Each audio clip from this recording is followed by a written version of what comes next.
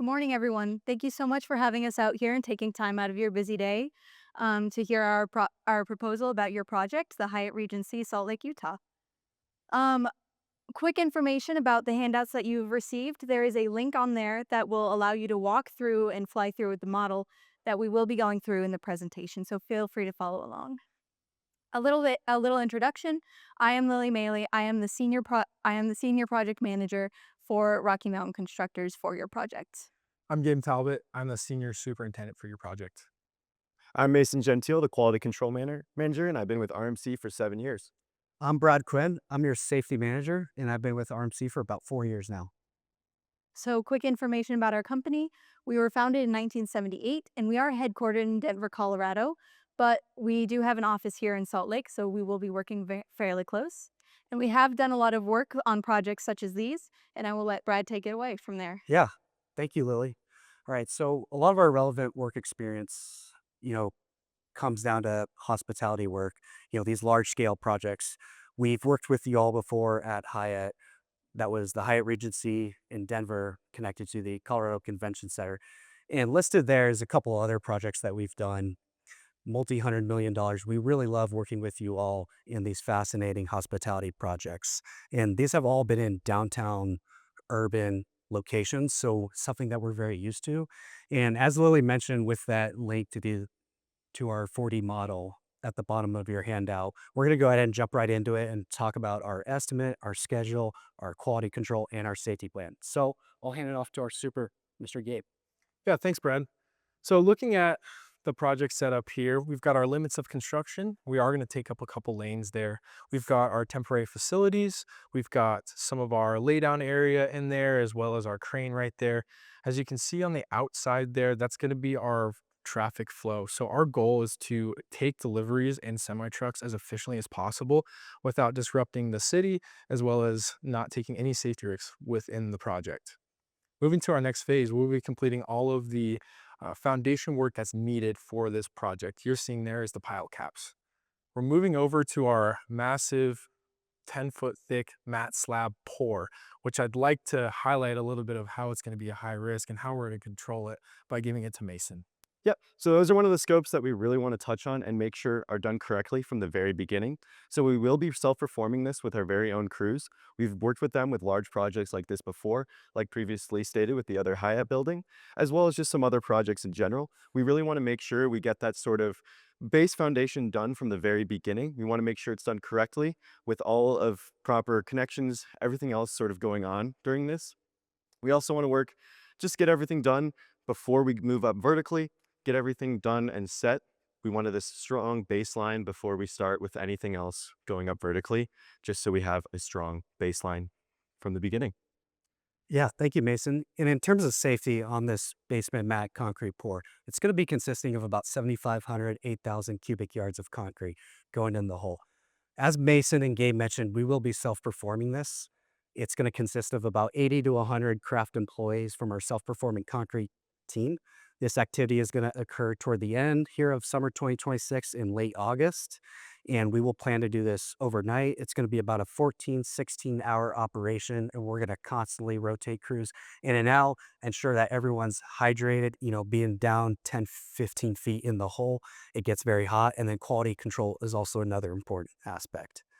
And then another part of safety is public safety. Not only safety for our own workers and personnel, but also the public.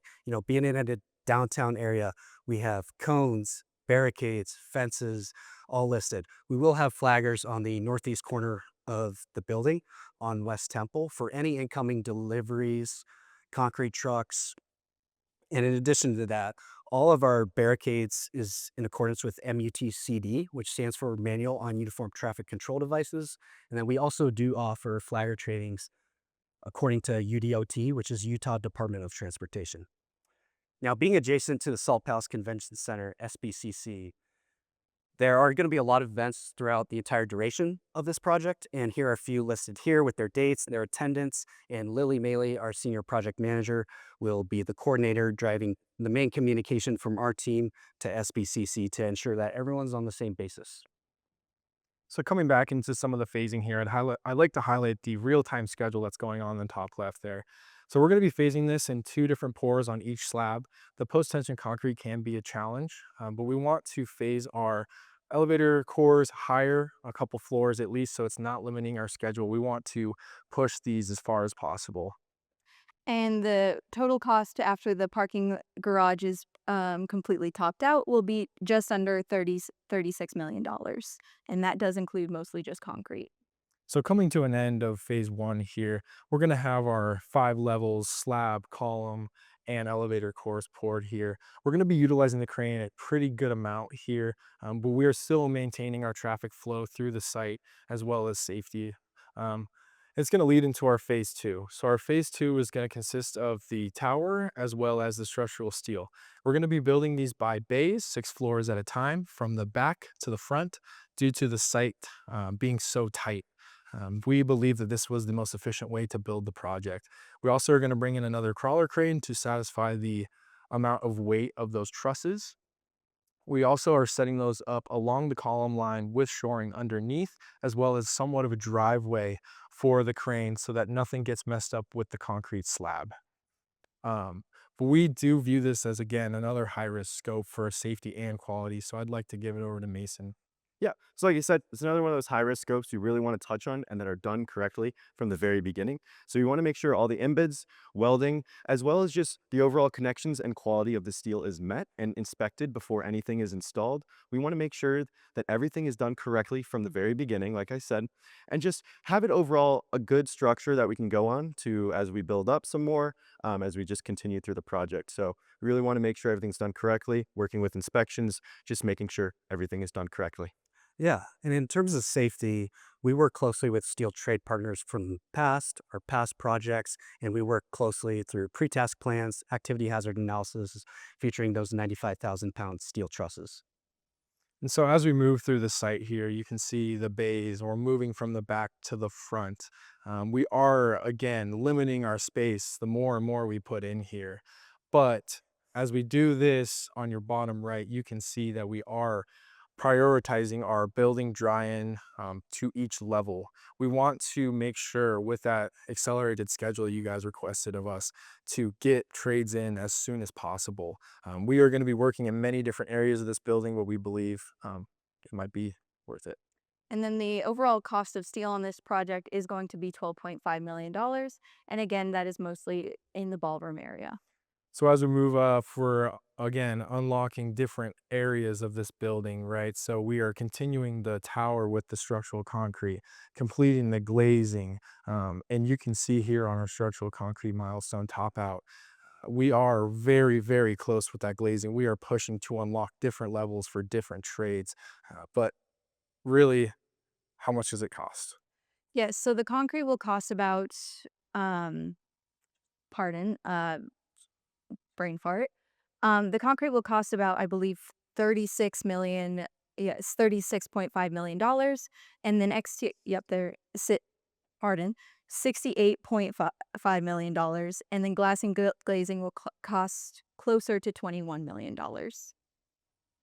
So as we're wrapping up here with our phasing, you're gonna see the top come in. It's your beautiful building here, right?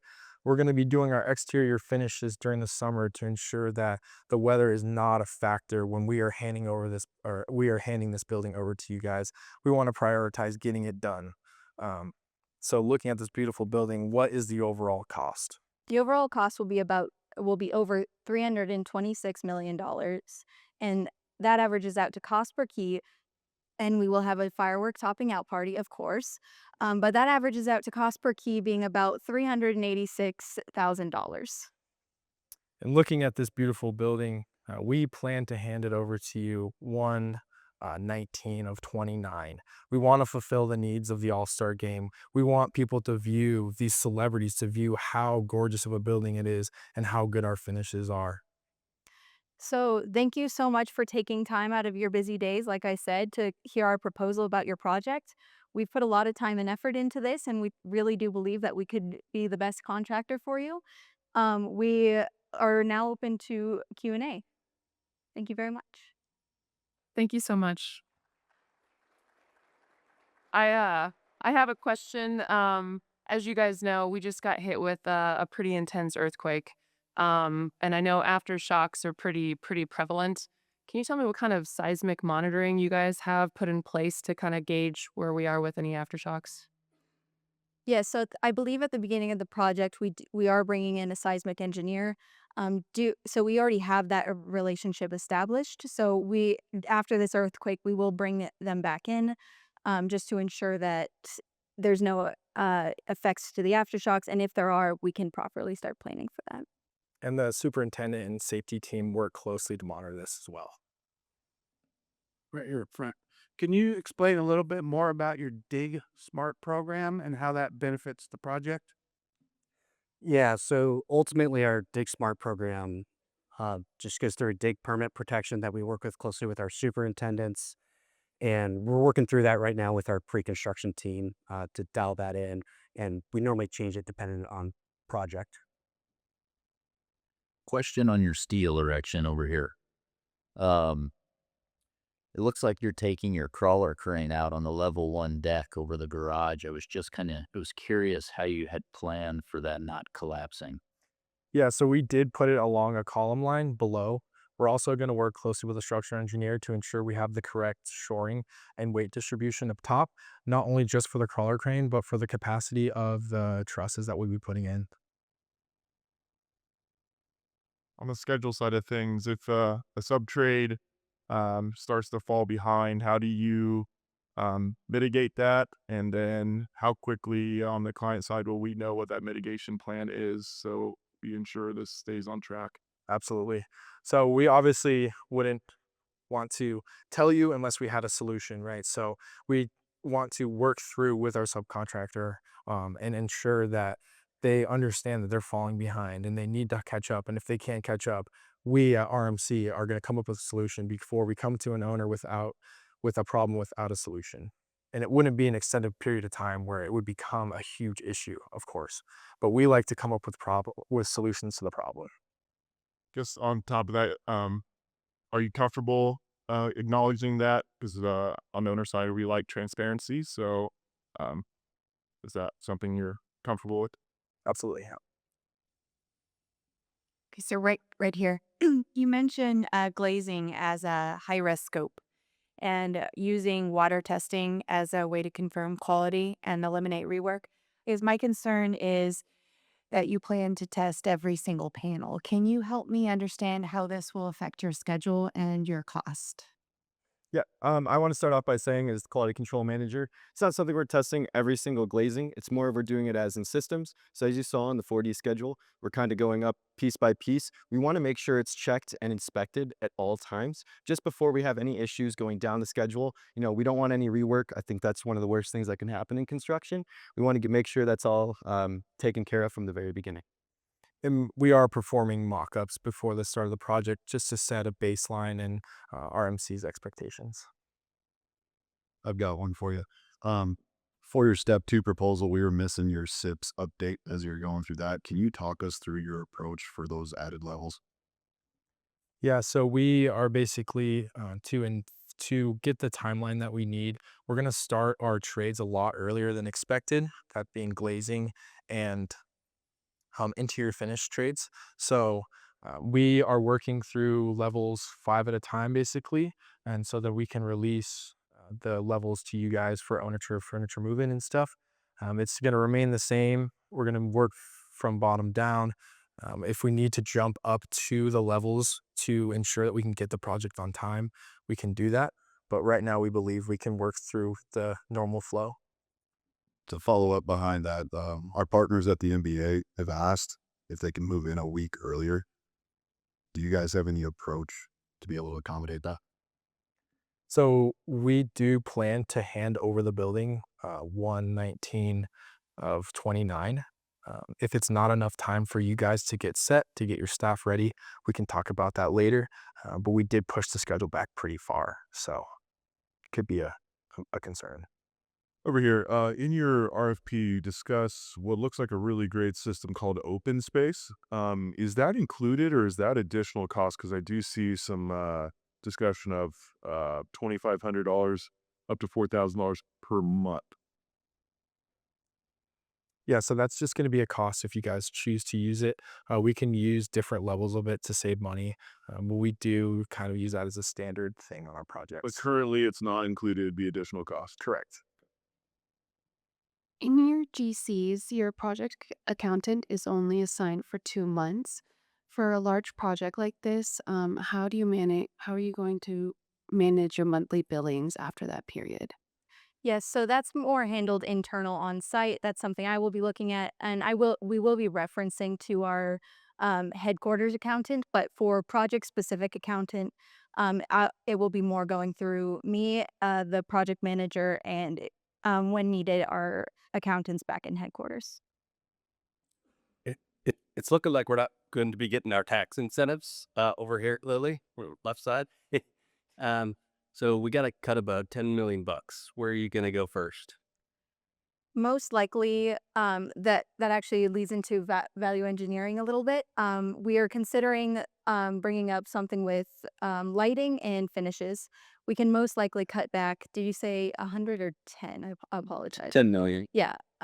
We can probably cut back a decent chunk of that from those scopes.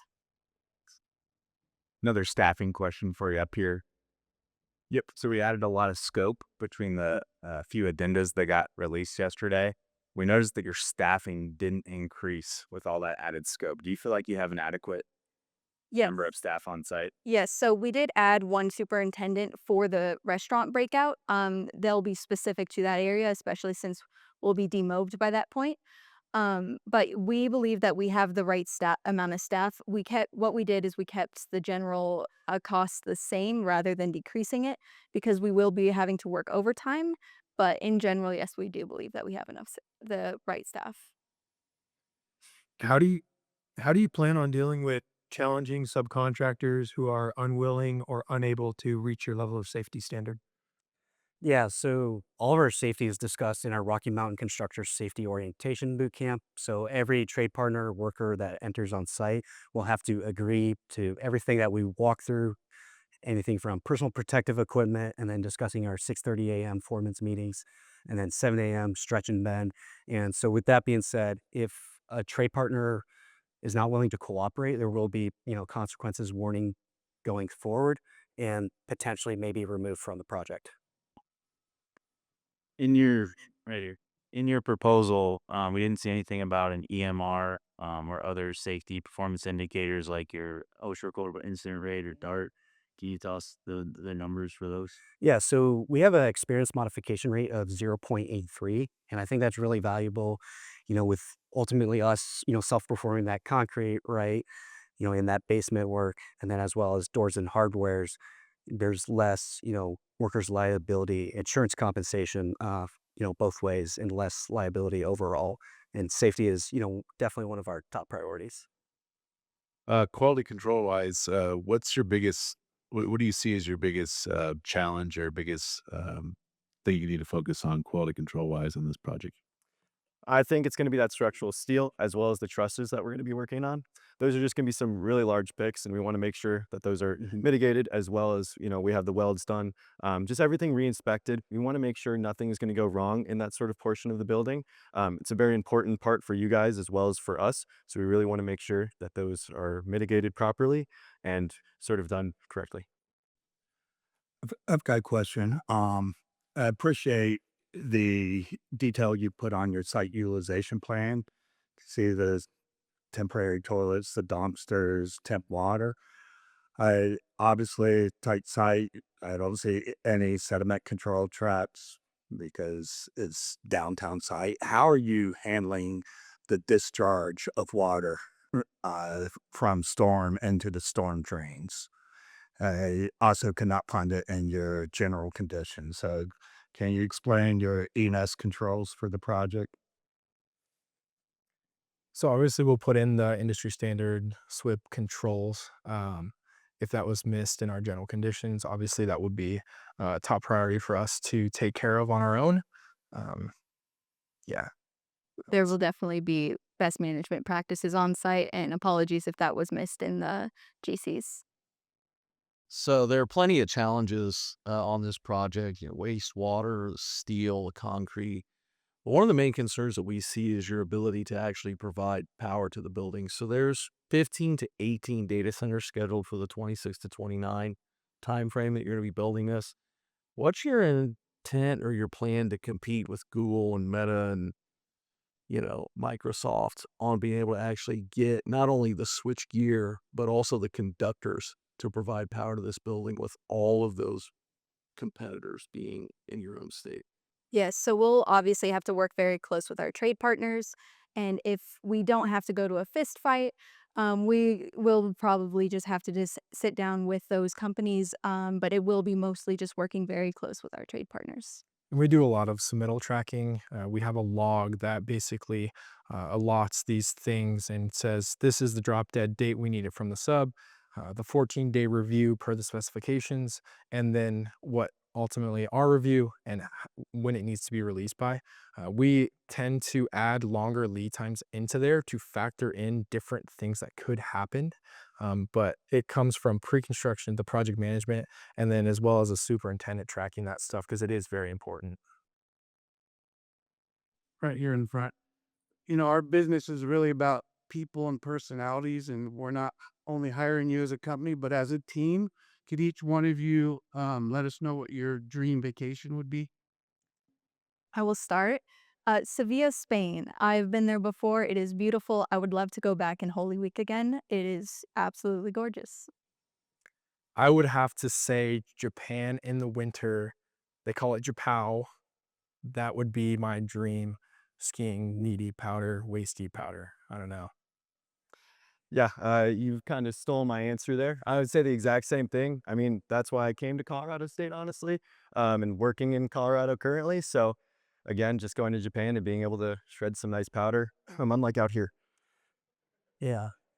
And I'm a big scuba diver, so I'm trying to plan a scuba diving trip out in Egypt in July upon my graduation, but there's a little bit of conflict going out there, so we'll see if that happens.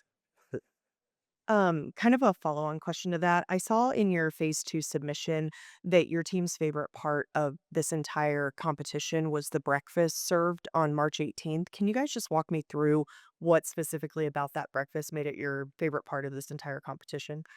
Yes, so our whole team has a project team while in college. We all competed in the ASC competition in one form or fashion. The breakfast from yesterday morning was far superior to Reno in our humble opinions. It tasted fresher. The dragon fruit was very interesting. I liked the touch. I'll let them speak to anything else that I missed. I really like the good vibes of the team, honestly. Just sitting there, like the calm before the storm, like where we were literally like hypothetically getting ready for war, right? It was just a good time to release and just relax. And the food was a little bit better than the nugget. So, yeah. The bacon also hit the spot for sure. So I have a question getting back to regarding your self work scope. It was a great write up on that. But one thing I am curious about is what have you done to ensure that your price is competitive with the market? Yes, so we will be doing a hard bid on our self-perform concrete. We will be submitting our bid 24 hours before any sub-partners, just to ensure that we do provide the best and most competitive price possible. To jump back to your general conditions real quick, you guys have 100 desktop computers and 60 laptop computers. Can you explain how are you going to distribute those? Yes, so those will be going specifically to our staff on site.